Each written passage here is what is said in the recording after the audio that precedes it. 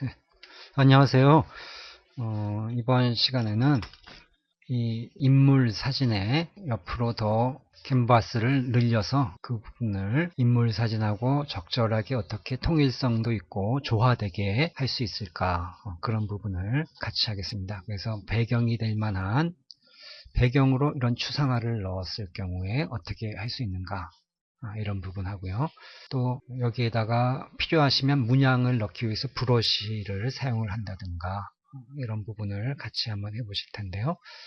일단 이 인물 사진 캔버스를 옆으로 이렇게 쭉 늘려서 예를 들면 바탕화면에 사용한다든가 인터넷에 사용할 때 일정한 너비 크기가 필요하다 해서 이제 디자인을 하는 경우가 되겠는데요.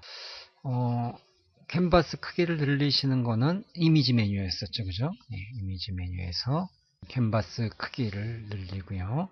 센티미터 말고 화면에서는, 모니터 화면에서는 픽셀 단위를 쓰니까요. 보통 4:3 비율인데 한 640 정도를, 640의 높이는 보통 480, 이 정도가 되죠. 480원대 괜찮겠네요. 납두고요. 기준을 여길 잡아야 되겠죠. 그래서 좌우 폭 중에 왼쪽 부분은 더 늘어나기가 좀 힘든 상태죠. 어깨 부분이 잘려 있으니까요. 그래서 오른쪽으로 늘어나기 때문에 이렇게 기준을 선택해 주고요. 캔버스 확장 색상 같은 경우는 배경은 지금 흰색이니까 아니고요.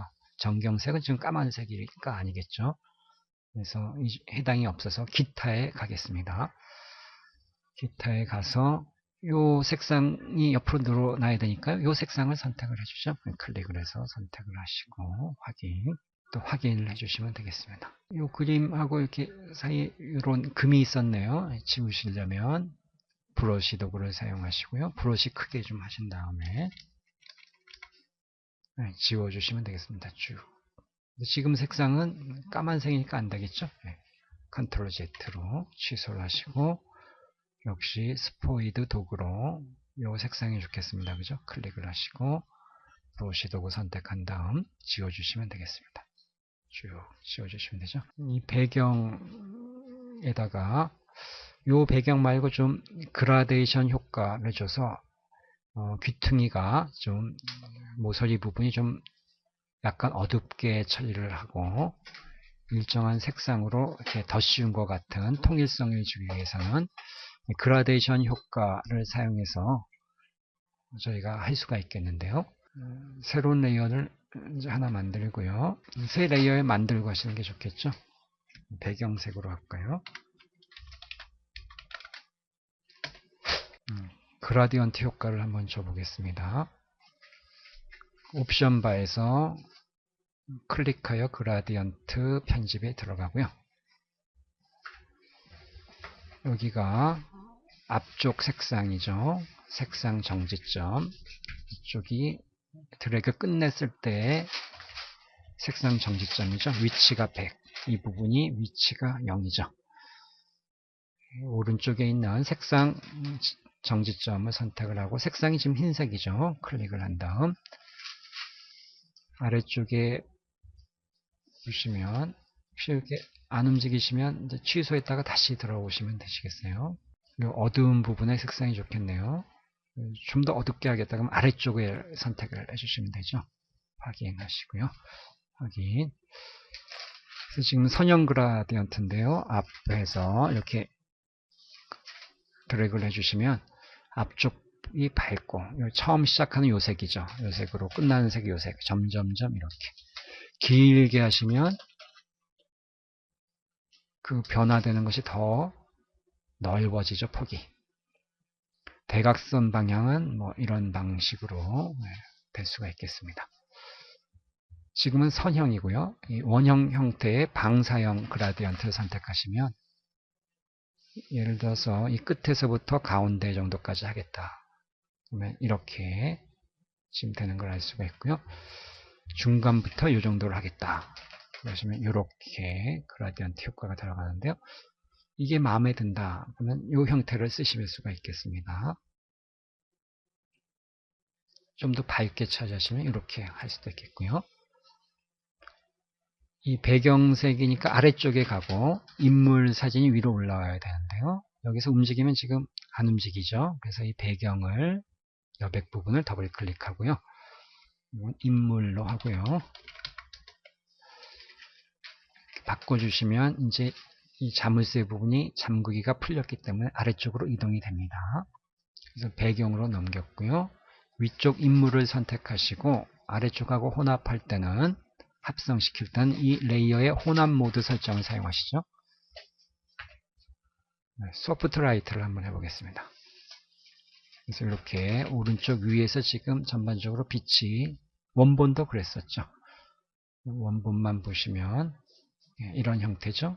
오른쪽 위가 지금 밝았는데 배경하고 합쳐져서 이렇게 같은 푸른색 계통의 이 귀퉁이 부분은 그라데이션 효과 때문에 어둡게 이렇게 비네팅 효과를 준 그런 효과가 되죠. 인물 이 부분을 지금처럼 칼라로 해도 되고요. 흑백으로 하고 싶다 그러시면 흑백으로 할 경우 이 색상이 더 혼합이 잘 되는 걸 알 수 있습니다. 이미지에 가셔서 조정에 그냥 흑백을 하셔도 되고요. 확인해서 그냥 이 흑백 형태로 지금 하셔도 되고 또는 컨트롤 Z 할게요. 이미지에 가셔서 이 그라디언트를 저희가 지금 쓰고 있죠. 그라디언트 맵을 사용하실 수도 있겠습니다. 이 부분이죠. 클릭하여 그라디언트 편집에 들어가셔서 예를 들면 검정색과 흰색은 여기에 있죠. 그래서 선택을 이렇게 해주실 수가 있죠.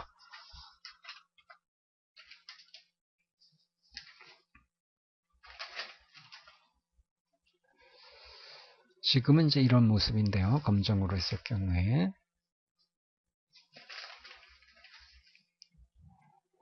이 흰색 슬라이더 색상 지정점을 약간 앞쪽으로 당기면 위치를 한 95 정도나 97 이렇게 갖다 놓으시면 97 정도만 할까요?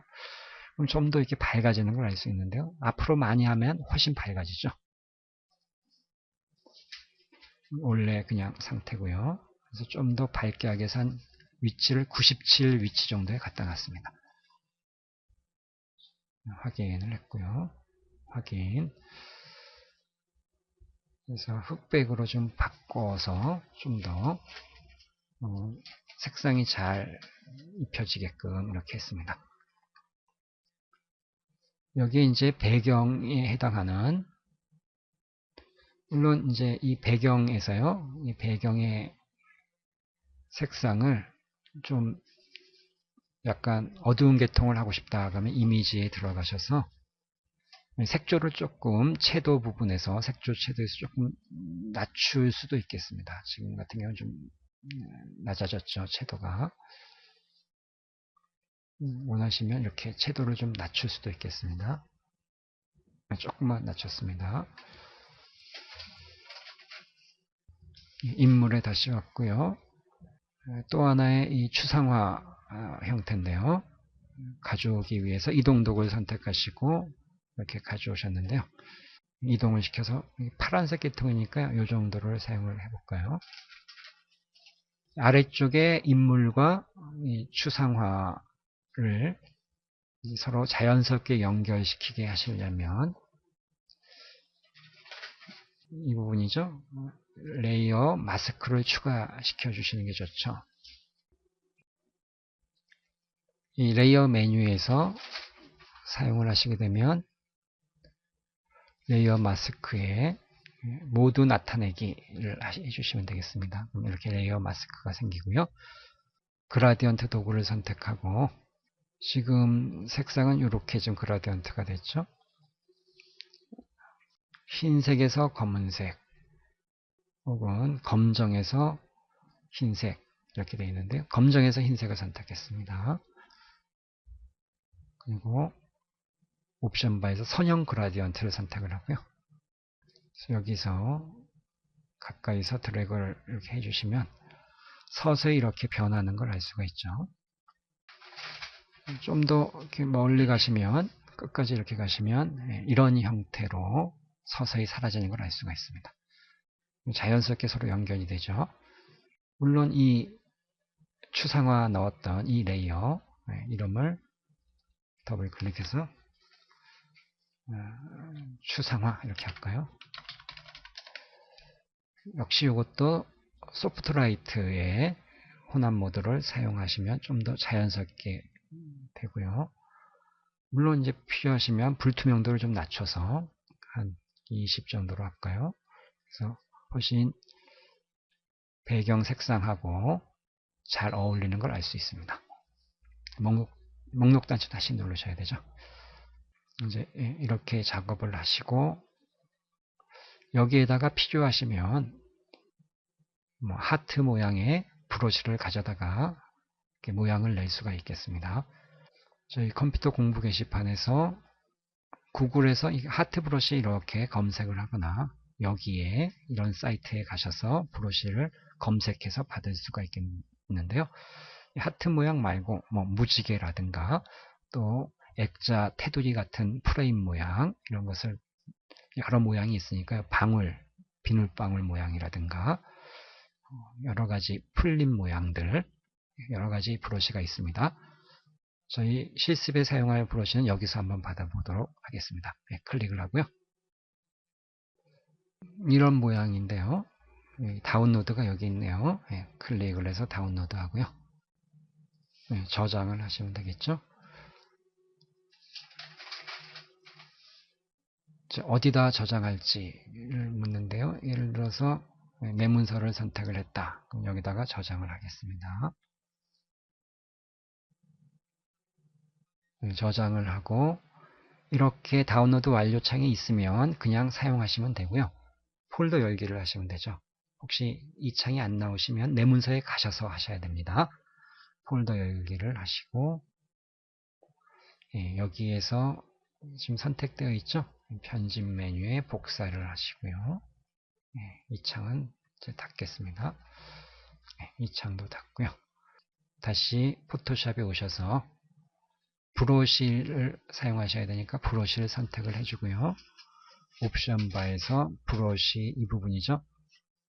클릭하여 브러쉬 사전 설정 피커를 열 수 있습니다. 클릭을 하시고 이 옵션 단추인데요. 이 부분입니다. 동그라미에 삼각형 있는 단추 메뉴 단추를 클릭하고요.